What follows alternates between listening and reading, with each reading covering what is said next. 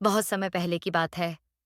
पहाड़ों और हरे भरे खेतों से घिरा एक सुंदर सा राज्य था, जिसका नाम था चांदपुर। यह राज्य सोने चांदी के लिए नहीं, बल्कि अपने लोगों की सादगी, मेहनत और आपसी प्रेम के लिए जाना जाता था। यहाँ के लोग सुबह सूरज के साथ उठते, अपने काम में लग जाते और शाम को सुकून से अपने घर लौटते थे। चांदपुर का हर इंसान एक दूसरे को परिवार की तरह मानता था। चांदपुर के राजा थे आदित्य वीर सिंह। उम्र हो चली थी, पर उनकी आंखों में अब भी तेज था। वे कठोर नहीं थे, पर न्याय के मामले में कभी समझौता नहीं करते थे। रानी सौम्यलेखा उनके बिल्कुल विपरीत स्वभाव की थीं, शांत, दयालु और सबको अपनाने वाली। कहा जाता था कि अगर राजा राज्य का दिल थे, तो रानी उसकी आत्मा थीं। राजा और रानी की 12 बेटियां थीं। पूरे राज्य में ये बात मशहूर थी कि इतनी बेटियों के बावजूद महल में कभी शोर नहीं, बल्कि सुकून रहता था। हर बेटी अलग थी, अपनी सोच, अपने सपनों और अपने स्वभाव के साथ।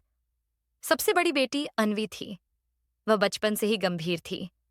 जब बाकी बहनें खेलती, तब वह पिता के पास बैठकर राज्य के काम सुनती। उसे समझना अच्छा लगता था कि फैसले कैसे लिए जाते हैं। काव्या दूसरी बेटी थी। उसे शब्दों से प्यार था। वह अक्सर खिड़की के पास बैठकर बाहर की दुनिया को देखती और मन ही मन कविताएं रचती। उसके लिए हर चेहरा एक कहानी था।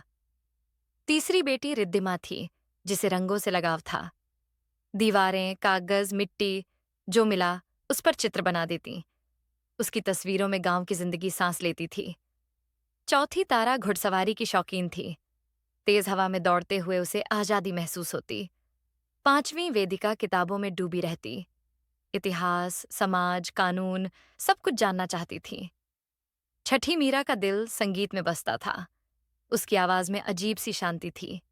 सातवीं साक्षी बागों में घंटों काम करती। पौधों से बातें करना उसे अच्छा लगता। आठवीं अनाया को खाना बनाना पसंद था। वह कहती थी कि अच्छा खाना इंसान का दुख कम कर देता है। नौवीं नायरा कम बोलती थी, लेकिन सब कुछ समझती थी। उसकी खामोशी में भी गहराई थी। 10वीं कृति कपड़े सिलती और नए डिजाइन बनाती। 11वीं प्रिया बच्चों को पढ़ाने में खुश रहती। और सबसे छोटी जोया सबकी जान थी, मुस्कान से भरी, सबको जोड़ने वाली। एक दिन राजा की तबीयत अचानक बिगड़ गई। डॉक्टरों ने कहा कि उन्हें आराम की जरूरत है। उसी रात राजा देर तक जागते रहे। उन्होंने रानी से कहा कि वे अपनी बेटियों को सिर्फ महल में बंद नहीं रखना चाहते। उन्हें असली दुनिया दिखानी होगी, वरना वे कभी सही फैसले नहीं ले पाएंगी।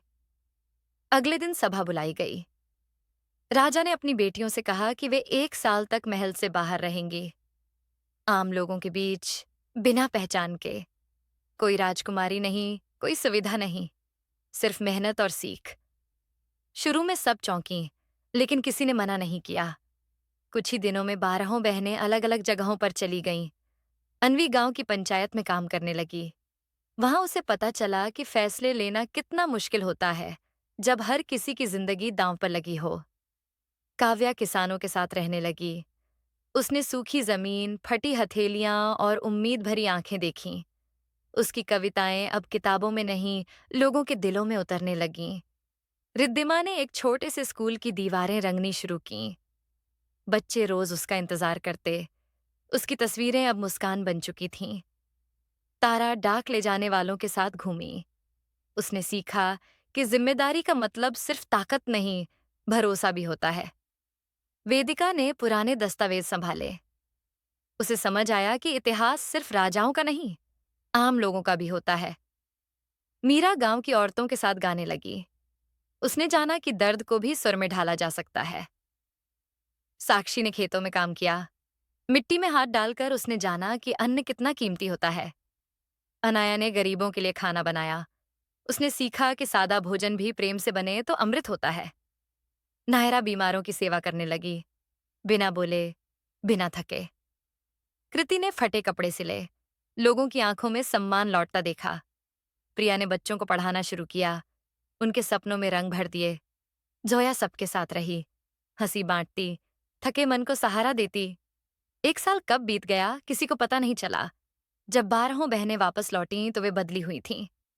कपड़े साधारण थे, पर आंखों में समझदारी थी। राजा उन्हें देखकर भावुक हो गए। सभा में राजा ने पूछा, अब बताओ, क्या चाहती हो? सबने एक दूसरे को देखा और फिर अन्वी आगे बढ़ी। बोली, पिता, हमें राज नहीं चाहिए, हमें सेवा करने का मौका चाहिए। बाकी सबने भी यही कहा। राजा की आंखों से आंसू बह निकले। उन्होंने उसी दिन राज्य की जिम्मेदारियां बेटियों में बांट दी। कोई शिक्षा देखती, कोई खेती, कोई स्वास्थ्य, कोई कला। धीरे धीरे चांदपुर बदलने लगा। लोग खुश रहने लगे, राज्य तरक्की करने लगा। और तब सबको समझ आया कि असली फेरी टेल जादू से नहीं बनती, वह बनती है मेहनत, समझ और दिल से। राजा ने आखिरी दिन कहा था, ताज पहनना आसान है, पर किसी के लिए खड़ा होना ही असली राजकुमारी की पहचान है। और उस दिन से चांदपुर सिर्फ एक राज्य नहीं रहा, बल्कि एक मिसाल बन गया।